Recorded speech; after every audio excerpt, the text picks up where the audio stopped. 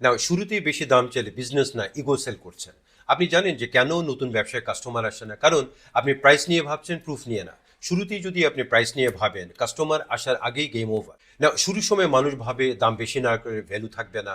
শুনতে স্মার্ট লাগে, কিন্তু বাস্তবে এটা ডেঞ্জারাস থিঙ্কিং। কারণ শুরুতে আপনার কাছে থাকে না ট্রাস্ট, প্রুফ, ক্রেডিবিলিটি। কাস্টমার তখন মনে মনে কি বলে জানেন? এই লোকটা কে? আগে তো নামই শুনিনি। বাংলাদেশে বাস্তব উদাহরণ দিই, ধরেন আপনি নতুন ফেসবুক অ্যাড ম্যানেজার। আপনি ফেসবুক অ্যাড দিয়ে বললেন যে ভাই, ফেসবুক মার্কেটিং এর জন্য মাসে 50,000 টাকা। কাস্টমার মনে মনে ভাববে যে এই লোকটা কে, এই রিস্ক আমি কেন নেব?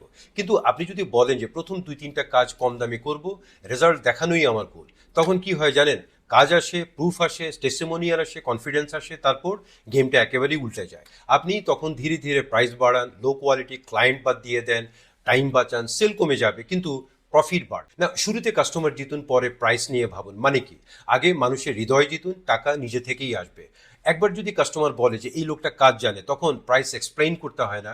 প্রাইস তখন ফলো করে, লিড করে না। না, আমি জাভেদ মান্নের বিজনেস কোচ পার্পল বিজনেস একাডেমিতে আমরা বিজনেস শিখি, হাইপ না।